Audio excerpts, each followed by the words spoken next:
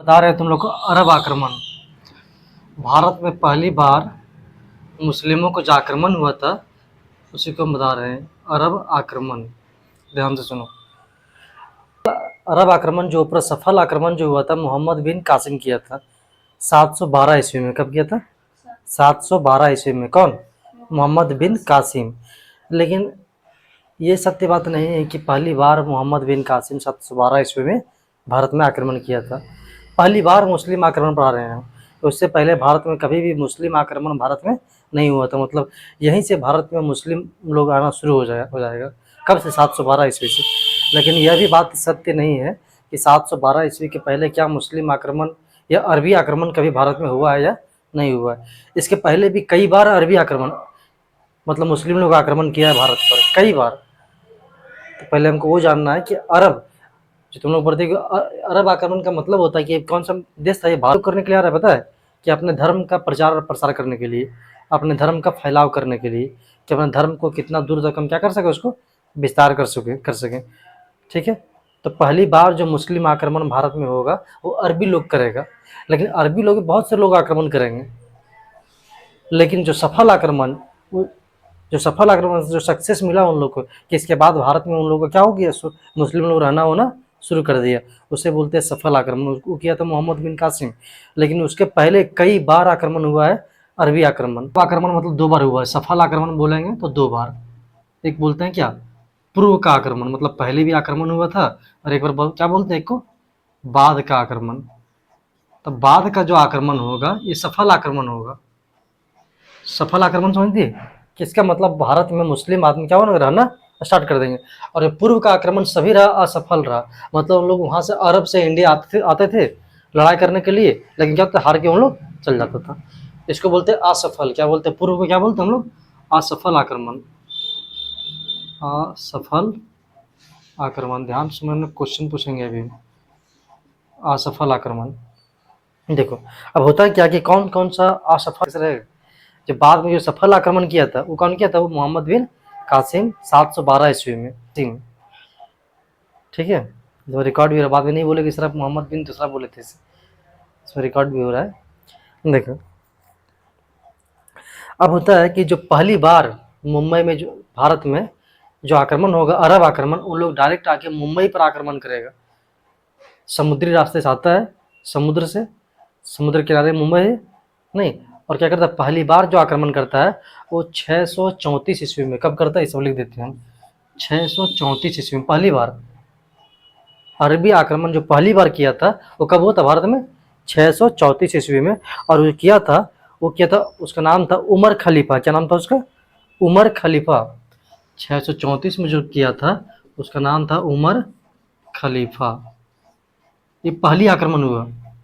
इसके बाद फिर हुआ 640 ईस्वी में। 640 ईस्वी में जो आक्रमण हुआ वो क्या था? उस्मान खलीफा। अब खलीफा कौन होता? खलीफा। अब खलीफा क्या होता है तुम लोग को बता दिए हम। कहाँ बैठता था? मिस्र में। हाँ नहीं बताया हूँ, ठीक, कोई दिक्कत नहीं। देखो जो उस्मान खलीफा जो था, देखो ये तो मुंबई में आक्रमण करने के लिए आया, लेकिन क्या हो गया, असफल रहा, मार के इसको भगा दिया। लेकिन जब 640 ईस्वी में उस्मान खलीफा जब भारत में आक्रमण करेगा तो ईरान के रास्ते से आएगा। कौन सा रास्ता आता है भारत में? ईरान के रास्ते से आता है और सिस्तान तक, एक जगह है सिस्तान, ठीक है, सिस्तान को विजय कर लेता है वो। भारत नहीं कर प्रवेश कर पाया, लेकिन भारत के बाहर में ईरान जो जगह तुम लोग पढ़े ना 11वीं क्लास में, वहाँ तक आता है, ईरान की विजय कर लेता है। मतलब भारत से नज़दीक क्या हो रहा है, वो आ रहा है। और उसका आने का लक्ष्य कहाँ था? भारत ही था। लेकिन इसको बोलते कि उस्मान खलीफा किसकी विजय किया? सिस्तान की विजय कर लिया। वो मकरान होते हुए सिंध तक आ गया। सिंध समझ रही कहाँ है? सिंधु नदी मतलब कहाँ आ गई, देखो तो जम्मू कश्मीर की रेंज में। हाँ पाकिस्तान जम्मू कश्मीर की रेंज में आ गया वो सब। कौन लोग? अरबी लोग। हाँ पहले कहाँ उस्मान खलीफा कहाँ विजय किया? पहले सिस्तान विजय किया। और सिस्तान को विजय करने के बाद धीरे धीरे उन लोग कहाँ बढ़ गया अब? सिंधु नदी के, हाँ मकरान के रास्ते, नहीं मकरान के रास्ते सिंधु नदी तक आ गए। उसको बोलते हैं सिंध की विजय कर लिया। अब सिंध का विजय कर लिया मतलब कहीं ना कहीं भारत पर उसने क्या कर लिया, पैर अपना धीरे धीरे जमाना स्टार्ट करने ही वाला था, लेकिन फिर मार के भगा दिया भारत के लोग इसको, फिर फेल हो गया ऐसे। देखो अब आता है, फिर आता है 659 ईस्वी में। 659 ईस्वी में जो आक्रमण होता है, एक आदमी मुस्लिम राजा था, उसका नाम था अल हरीसी। क्या नाम था इसका? अल हरीसी। ये कब आक्रमण किया? 659 ईस्वी में। छह अल हरीसी। ये भी असफल हो गया, ये भी फेल हो गया। फिर आता है 665 ईस्वी में, जो था जिसका नाम था अल मुहल्लब। क्या नाम था? 665, सब नाम पूछता है सब। 665 ईस्वी में जो आक्रमण करने के लिए आया था मुस्लिम आदमी भारत पर, उसका नाम क्या था? अल मुहल्लब। अल मुहल्लब। ये भी फेल हो गया।